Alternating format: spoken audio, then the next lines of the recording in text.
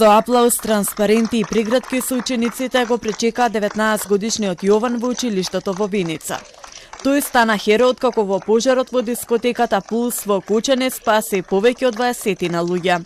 По трагичниот настан Јован се лекуваше на клиниката за токсикологија поради вдишување на голема количина чад.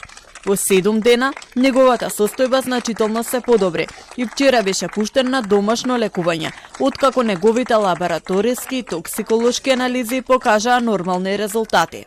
Третирање 7 дена, сосема добро ја прифати терапијата, во подобрана општа клиничка состојба, вчера е испишан, пуштен на домашно лекување со комплетно референтни лабораториски и токсиколошки анализи. Препорачаме во наредните 7 дена да се направи уште една контрола и мислам дека во наредните 2 до 3 месеца сите тие пациенти што вчера ги испишавме, вклучувајќи го Јован, ќе бидат под наша обсервација. Денеска од македонските клиники се спишуваат 12 пациенти, додека 27 остануваат на болничко лекување.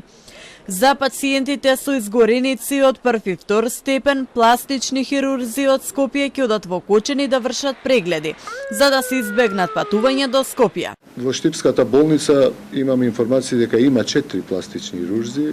Ние имаме тука доволно пластични хирурзи. Јас кажав дека континуирано наши екипи ќе бидат присутни во Кочани, доколку треба и во Штип за некакви интервенции.